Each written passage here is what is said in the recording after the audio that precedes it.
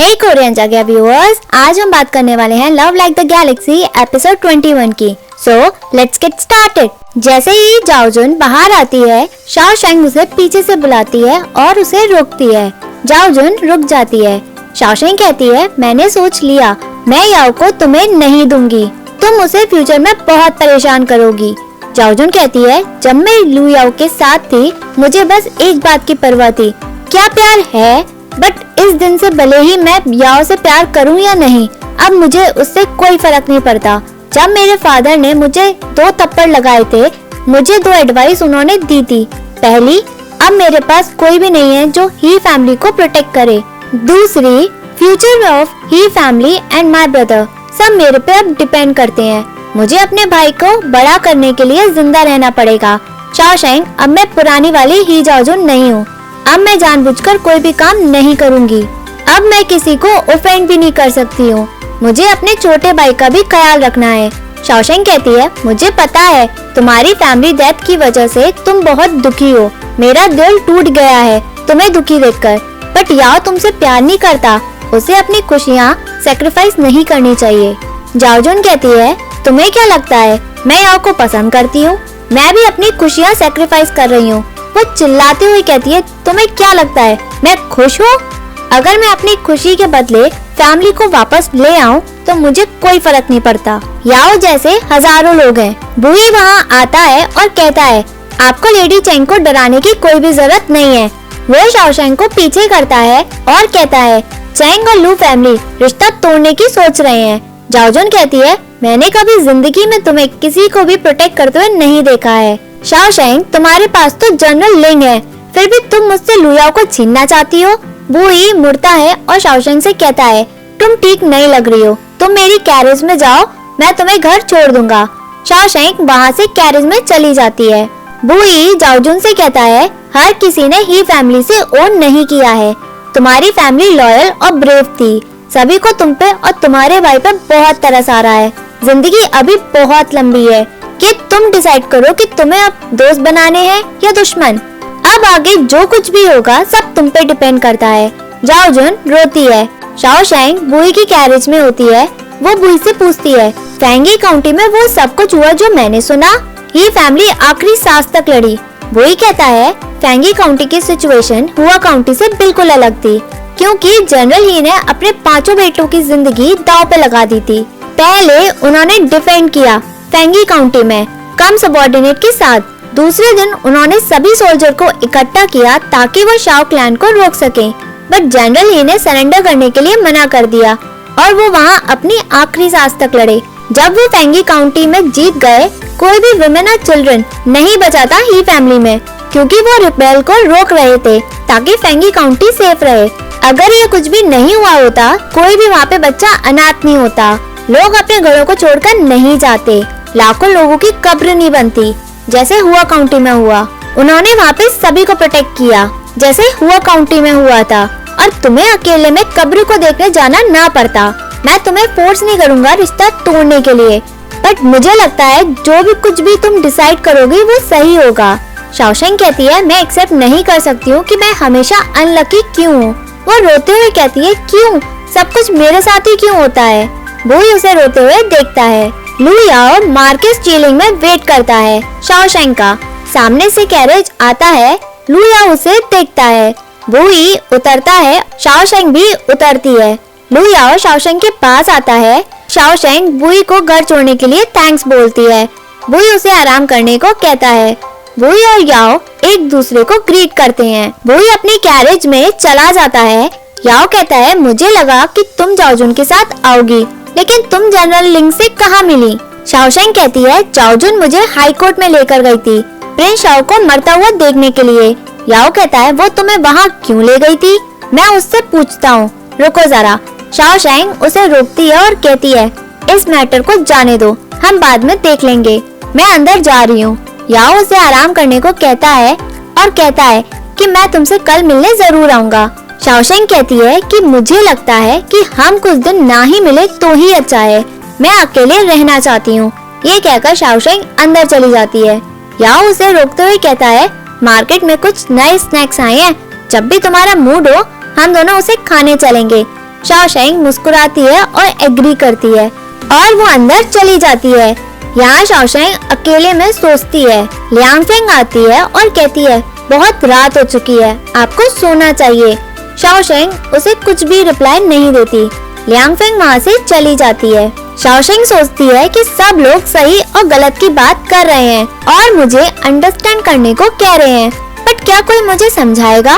वो पुरानी बातें सोचती है जब वो जाओजुन से मिली थी। वो बुई की बातों को भी सोचती है, जैसा हुआ काउंटी में हुआ वैसा फेंगी काउंटी में भी हो सकता था। वो लोगों के बारे में सोचती है जैसा फेंगी काउंटी में हुआ, लाखों लोग मारे गए थे। यहाँ लुयाओ शाओशेंग के घर के बाहर खड़ा होता है। वो सोचता है शाओशेंग, हम दोनों ने प्रॉमिस किया था कि एक दूसरे को किसी भी कीमत पे छोड़ेंगे नहीं। चेंग शी और शाओ युआनी बैठे होते हैं। शिंगकोंग आकर बताती है कि लुयाओ बाहर खड़े हैं, वो जाने के लिए मना कर रहे हैं। चेंग शी कहता है याओ अच्छा है, बट उसकी किस्मत खराब है, उसका फ्यूचर न्याओ न्याओ के साथ है ही नहीं। यहाँ मैडम चेंग डाउरी के ऊपर लेटी होती है और कहती है ये सब मेरा है, मैं किसी को भी ये खजाना नहीं दूंगी। तभी चेंग शी आता है और कहता है मदर। मैडम चेंग कहती है छुआ मत मुझे, ये सब मेरा दहेज है। शाओ युआनी कहती है हमारा रिश्ता लू फैमिली के साथ बदल सकता है, हो सकता है ये रिश्ता टूट ही जाए, उस वक्त हमें ये सारा दहेज हमें लू फैमिली को वापस करना पड़ेगा। मैडम चेक कहती है मैंने कुछ लेटर अपने दोस्तों पे भेज दिए हैं। उस लेटर में मैंने सभी को ये बताया है कि न्याओ न्याओ का ससुराल क्राउन प्रिंस के ट्यूटर है, सभी शादी को अटेंड करेंगे। अब तुम रिश्ता तोड़ रही हो, मैं उन लोगों को अपना मुंह कैसे दिखाऊंगी। चेंग शी कहता है हमने तो न्याओ न्याओ की शादी की डेट भी फिक्स नहीं की थी, आप लोगों को शो ऑफ क्यों कर रही हो, ये रिश्ता रहेगा या नहीं इंपीरियल कोर्ट डिसाइड करेगा, हम नहीं। मैडम चेंग कहती है इंपीरियल कोर्ट में सभी ऑफिशियल रिच और पावरफुल लोग हैं, उनका काम है बोलना, उन्हें क्या फर्क पड़ेगा कि इन सब के बाद शाओशेंग का क्या होगा, वो तो ये रिश्ता तोड़वा देंगे, उन्हें कोई फर्क नहीं पड़ता कि हमारी लड़की की शादी होगी या नहीं। चेंग शी शाओ युआनी को इशारा करता है। शाओ युआनी कहती है आप शांत हो जाएं, न्याओ न्याओ आज लुयाओ से बात करेगी, हम तो बस सभी गिफ्ट को इकट्ठा कर रहे हैं, ना कि रिश्ता तोड़ने के लिए। मैडम चेंग कहती है सच में। शाओ युआनी कहती है हाँ। मैडम चेंग खुशी से उठती है। तभी शाओशेंग आती है और कहती है मुझे लू रेजिडेंस में जाना है याओ से रिश्ता तोड़ने के लिए। मैडम चेंग शॉक में चली जाती है। यहाँ सभी लू रेजिडेंस में बैठे होते हैं। चेंग शी कहता है शाओशेंग ने अपना मन बना लिया है, हम ये रिश्ता तोड़ना चाहते हैं, अगर ग्रैंड ट्यूटर लू मना करते हैं तो हम बाहर सभी को बता देंगे कि हम यहाँ रिश्ता तोड़ना चाहते हैं, बट लू फैमिली मान नहीं रही है, वैसे भी ये जनरल ही की आखिरी ख्वाहिश थी। फर्स्ट मैडम कहती हैं आप सोच समझकर बोलें, किसने कहा कि लू फैमिली ये रिश्ता तोड़वाना नहीं चाहती है। शाओ युआनी कहती है ग्रैंड ट्यूटर लू और फर्स्ट मैडम इस डिसीजन में अगेंस्ट नहीं है, तो अब हमें चलना चाहिए। चेंग शी टोकन को वापस करता है। याओ कहता है शाओशेंग तुमने तो मेरे साथ प्रॉमिस किया था कि तुम मेरे पे गिव अप नहीं करोगी, क्या जाओजुन ने तुम्हें फोर्स किया है, मैं उससे जाकर बात करता हूँ। शाओशेंग कहती है जाओजुन ने कुछ भी नहीं कहा है, ये मैंने डिसाइड किया है, जनरल ही और उनकी फैमिली देश के लिए शहीद हुए, उनकी फैमिली में जाओजुन और उसका छोटा भाई ही बचे हैं। याओ कहता है ये सब मैं भी जानता हूँ, तुम्ही ने तो कहा था जो कुछ भी जाओजुन के साथ हुआ वो हमारी शादी से दोनों मैटर अलग है। शाओशेंग कहती है हमारे लिए तो अलग है, पर देश और दुनिया के लिए नहीं है। याओ कहता है मुझे कंट्री और दुनिया की कोई चिंता नहीं है। वो वहाँ सभी से पूछता है आप सभी प्रिंसिपल को फॉलो करते हैं ताकि मैं बेवकूफ बन जाऊं? आप सभी ने मुझे प्रिंसिपल्स में रहना सिखाया है, बट इस प्रिंसिपल की वजह से मैं सफर क्यों करूं? क्या मैं अपनी जिंदगी अपने हिसाब से जी नहीं सकता? मैं ही क्यों सैक्रिफाइस करूं? शाओशेंग तुम भी बदल गई हो, तुम भी मुझे फोर्स कर रही हो। शाओशेंग उठती है और याओ से कहती है चलो मेरे साथ, मुझे तुमसे कुछ बात करनी है। शाओशेंग उसे अपने साथ बाहर ले जाती है। याओ शाओशेंग से कहता है मुझे मनाने की कोई भी जरूरत नहीं है, मैं ये रिश्ता नहीं तोड़ूंगा। शाओशेंग कहती है याओ तुमने मुझे कहा था कि तुम जाओजुन को पसंद नहीं करते, पर जनरल ही ने तुम्हें बहुत अच्छे से ट्रीट किया, भले ही वो कितना भी बिजी थे, उन्होंने हमेशा तुम्हें सिखाया है, वो तुम्हारे फादर के साथ साथ एक टीचर भी थे, इसलिए तुम उनकी रिस्पेक्ट करते हो ना।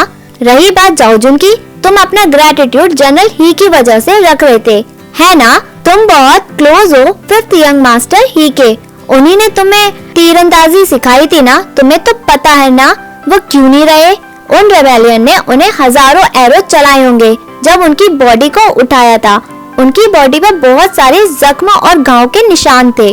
उनकी बॉडी इतनी खराब थी कि पहचानना भी मुश्किल था। बाकी के भी नहीं रहे, कोई अपना बिना पूरे शरीर के ही मर गया। याओ, जब तुम हुआ काउंटी में थे तुमने क्या कहा था कि तुम अच्छा इंसान बनना चाहते हो ताकि तुम लोगों को प्रोटेक्ट कर सको। क्या तुम्हें पता है जो हुआ काउंटी में हुआ वो फ्रैंकलिन काउंटी से बिल्कुल अलग था, क्योंकि जनरल ही ने अपने 5 बेटों की जिंदगी दांव पे लगा दी ताकि लोग बच सकें। वो अच्छे इंसान थे जो कंट्री के लिए शहीद हो गए। हमारा प्यार इन सब के आगे कुछ भी नहीं है। मुझे पता है तुम्हारा दिल टूट गया है, मैंने तुम्हारे साथ बहुत गलत किया है। कहना बहुत आसान है। मेरी जगह तुम अगर जाओजुन से शादी करोगे तो मैं बहुत खुश होंगी। I am sorry Yao. Xiaosheng रोती है।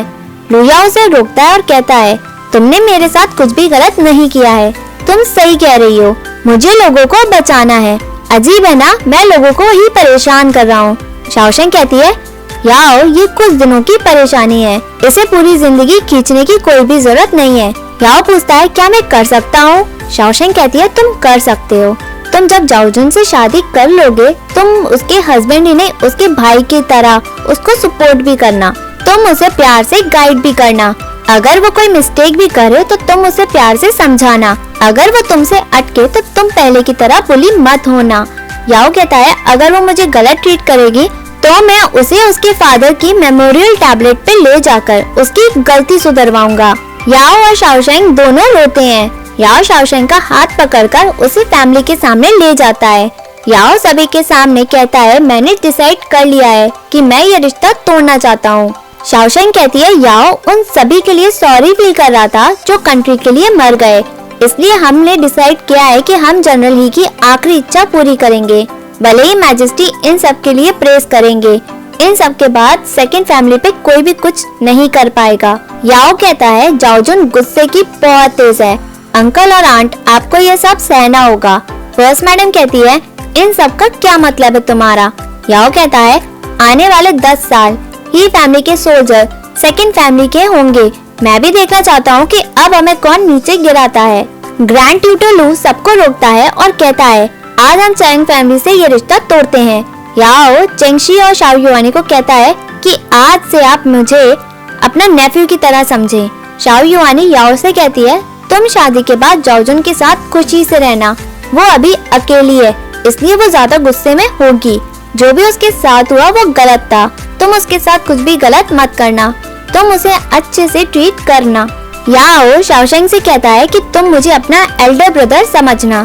शाओशेंग एग्री करती है और कहती है मैं उम्मीद करूंगी कि फ्यूचर में सब कुछ ठीक हो ताकि आप फ्यूचर में ऑफिशियल याओ बने। याओ कहता है तुम्हें अच्छा हस्बैंड मिले, बूढ़े होने तक तुम मुझसे अनप्रेडिक्टेबल और अनकंडीशनल लव करना। शाओशेंग की आंखों में आंसू होते हैं। यहाँ मैडम रुयांग कहती है मैंने लू फैमिली के बारे में ऐसा नहीं सुना था। पहले तो उन्होंने ही फैमिली के साथ रिश्ता तोड़ा, फिर उन्होंने चेंग फैमिली के साथ रिश्ता जोड़ा, अब वो चेंग फैमिली के साथ रिश्ता तोड़कर ही फैमिली के साथ दोबारा रिश्ता जोड़ रही हैं। अजीब है ना। मैडम चुनियो कहती है इसमें लू फैमिली की कोई भी गलती नहीं है, ही फैमिली के साथ बहुत गलत हुआ।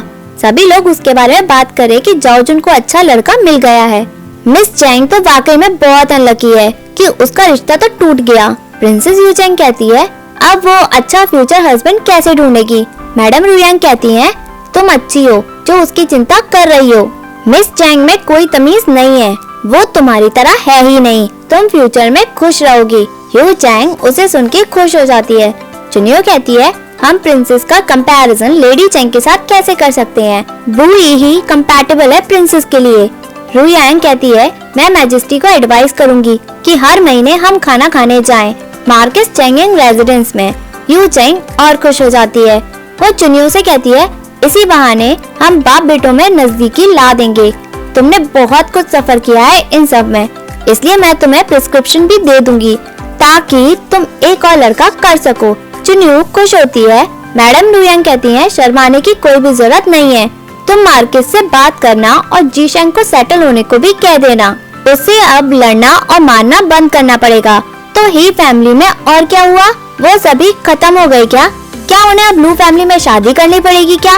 तभी वहाँ बुई पहुँचता है और कहता है, आप लेडीज किसी के भी रिश्ते के बारे में मजाक मत उड़ाइए। मैडम चुनियो कहती है, जी शैंग तमीज से बात करो मैडम रुयांग से। बुई कहता है, मुझे आइडिया नहीं है कि बड़ों में तमीज है भी या नहीं। रुयांग गुस्से में रोकती है और कहती है, मैडम चुनियो तुम्हारी सौतेली माँ है, तुम उनकी बेइज्जती कैसे कर सकते हो, बदतमीज लड़के। बुई कहता है, कुछ दिन पहले मैजेस्टी ने मेरे आधे साल की सैलरी डिडक्ट कर दी है एज अ पनिशमेंट। आपको तो पता ही है ना क्यों? रुयांग कहती है, मैं तुमसे डरती नहीं हूँ, मैं प्रिंस योंग नहीं हूँ, मैंने कोई देशद्रोह नहीं किया है, तुम ऐसा कुछ भी नहीं कर सकते हो। बुई कहता है, आप इन सब बातों को इतना सीरियस क्यों ले रही हो? मैंने कभी आपको मारने को कहा ही नहीं, मैं तो ये कह रहा था कि मैजेस्टी बहुत स्ट्रिक्ट है, चाहे कोई भी हो, जो भी मिस्टेक करेगा वो उसे पनिशमेंट जरूर देंगे। मैजेस्टी की इच्छा थी कि ही फैमिली और लू फैमिली में रिश्ता हो जाए, ये मैटर पहले ही डिसाइड हो गया, कोई भी इसके अगेंस्ट नहीं जा सकता है। अगर आप अपनी ग्लोरी खोना नहीं चाहती तो आप इन सब के बारे में गलत रूमर्स ना फैलाएं। मैडम चुनियो कहती हैं, हम सभी तुम्हारे साथ डिनर करना चाहते हैं, क्यों ना हम खाते वक्त बात करें? बुई मना करता है और कहता है, मेरा अभी मूड नहीं है आप लोगों के साथ डिनर करने का। आप मेरा मैसेज मार्केस चैंगयांग को दे दे कि इन सब छोटी बातों के लिए मैजेस्टी को परेशान ना करें, मैं उनसे मिलने खुद आ जाऊंगा। और हाँ, मिस चैंग की शादी की चिंता आप मत करिए, मैं उसे देख लूंगा।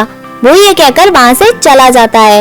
यहाँ सभी डाउरी लू फैमिली में जारी होती है। मैडम चैंग रोती है और कहती है, ये रिश्ता बहुत अच्छा था, उन्हें क्यों तोड़ना पड़ा? चैंग फैमिली के साथ बहुत गलत हुआ। चैंगशी कहता है, अच्छा हुआ रिश्ता टूट गया। मैडम चैंग कहती है, तुम्हें तो सिर्फ अपनी रेपुटेशन प्यारी है, इतना अच्छा रिश्ता तोड़ दिया, क्या फायदा हुआ? उन ऑफिशियल की वजह से तुम उल्लू बन गए हो। चैंगशी कहता है, बकवास बंद करो। मैडम चैंग कहती है, मैं बकवास कर रही हूँ क्या? ये कैसे बकवास है? न्याओ न्याओ के लिए अच्छा लड़का ढूंढना अब बहुत मुश्किल है। मैजेस्टी हमें पनिश कर रहे हैं क्योंकि हम बड़े ऑफिशियल नहीं हैं। चैंगशी रोकते हुए कहता है, दीवालों के भी कान होते हैं, बोलने से पहले जरा सोच लो, अगर किसी ने भी सुन लिया और मैजेस्टी को बता दिया तो हम नहीं बचेंगे। मैडम चैंग डर जाती है और कहती है, मुझे न्याओ न्याओ के लिए बहुत बुरा लग रहा है। फिर कहती है, ये तो हमारे बीच की बात है, मैजेस्टी को कैसे पता चलेगा? मैंने क्या कहा? तभी सर्वेंट आता है और बताता है कि मैजेस्टी के सर्वेंट आ गए हैं। चैंगशी इशारा करता है। मैडम चैंग कहती है, क्या क्या वो मुझे अरेस्ट करने आए हैं? मैं तो बस यहाँ बकवास कर रही थी। चैंगशी पूछता है, क्या कहा उन सर्वेंट ने? सर्वेंट बताता है, मैजेस्टी की डिक्री आई है, सभी को बाहर बुलाया है मांग टू गांव में मेमोरियल सर्विस के लिए। चैंगशी कहता है, ये तो अच्छी बात है, वैसे भी न्याओ न्याओ बहुत दुखी है, इसी बहाने अब वो ठीक हो जाएगी। मुझे मैजेस्टी को तो थैंक्स बोलना चाहिए। मैडम चैंग कहती है, क्या मैं इनवाइटेड नहीं हूँ? चैंगशी कहता है, मैजेस्टी ने आपको इनवाइट नहीं किया, अगर आप उनकी डिक्री के खिलाफ गई तो आपको कैपिटल पनिशमेंट मिलेगी। चैंगशी ये कहकर वहाँ से चला जाता है। मैडम चैंग चिल्लाते हुए कहती है, नलायक बेटा। यहाँ शाओशेंग अकेले चलती है, पीछे से चीची आकर पूछती है, तुम कहाँ छुपी थी? मेमोरियल सर्विस से? तुम्हें पता है ना वहाँ सभी थे, मैजेस्टी, प्रिंस, प्रिंसेस, सभी बड़े लोगों को एक साथ देखना बिल्कुल भी आसान नहीं है, तुमने सब कुछ मिस कर दिया। शाओशेंग कहती है, मैं थक गई हूँ, मैं आराम करने जा रही हूँ। चीची कहती है, ऐसा चांस तुम्हें दोबारा नहीं मिलेगा, वहाँ बहुत सारे लड़के लड़कियाँ आए हैं, वो लड़कों के बारे में बताती है। शाओशेंग उदास होती है, बातों में कोई भी इंटरेस्ट नहीं लेती। चैंग यांग चीची को जाने को कहती है, चीची मना करती है और कहती है, हम सभी मस्ती करने चलते हैं, यहाँ लोगों की घुड़सवारी होती है, सभी अपना गेम दिखाते हैं। वहाँ सभी बैठते हैं, सभी लोग गेम की तारीफ करते हैं, घुड़सवारी करते हुए तीर निशाना लगाने की लोग तारीफ करते हैं। फिफ्थ प्रिंसेस कहती है, जो भी जीतेगा मैं उसे रिवॉर्ड जरूर दूंगी। चीची कहती है, ये फिफ्थ प्रिंसेस है, ये बहुत अलग है सबसे, वो ही एक अच्छे टाइम पे पैदा हुई है, वो मैजेस्टी की सबसे छोटी बेटी के साथ साथ सबसे पसंदीदा भी है, बट वो वांगलिंग के ज्यादा करीब है, तुम उससे दूर ही रहना। शाओशेंग शांत रहती है और गेम को देखती है। फिर प्रिंसेस रिवॉर्ड की कहती है कि मैं सभी को रिवॉर्ड दूंगी। चीची बताती है, फिफ्थ प्रिंसेस के बगल में थर्ड प्रिंसेस बैठी है, जो यू की बेटी है, ये बहुत ग्रीडी है, देखो उसे कितनी वल्गर लग रही है। चू फिफ्थ प्रिंसेस को रोकती है बेट लगाने के लिए, बट फिफ्थ प्रिंसेस उसकी बेइज्जती करती है। वहाँ सभी चू के ऊपर हंसते हैं। तभी थर्ड प्रिंसेस पूछती है, आपको इनमें से कोई पसंद आया क्या? फादर ने आपका रिश्ता श्वान फैमिली में कर दिया है। आप लोगों को बहुत ठेस पहुंचाती हो और गलत भी बोलती हो, बट मेरे कजन के साथ ऐसा आप कुछ भी नहीं करना। तभी सेकंड प्रिंसेस थर्ड प्रिंसेस को रोकती है। चीची कहती है, सेकंड प्रिंसेस इन सबसे बेहतर है। वो क्राउन प्रिंसेस के बारे में बताती है, जो क्राउन प्रिंस की वाइफ है। ये पुअर फैमिली से आई है। तभी शाओशैंग का भाई उसे पीछे से मारता है और कहता है, गॉसिप करना बंद करो, नहीं तो तुम परेशानी में पड़ जाओगी। तुम शाओशैंग को बातें बताना बंद करो। शाओशैंग पीछे देखती है। तभी वहाँ लू याओ और जाओ जुन एक साथ आते हैं। चीची शाओशैंग का ध्यान हटाने के लिए बोलती है, देखो मिस्टर चैन को वो बहुत एक्सीलेंट है। उसका भाई कहता है, मैं उससे बेहतर हूँ। चीची हंसती और कहती है, किस उल्लू बना रहे हो तुम? याओ शाओशैंग की तरफ देखता है। शाओशैंग याओ की तरफ देखती है।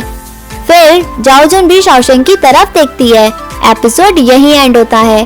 Hey viewers, if you like this video, please like, share and subscribe this channel. Thank you.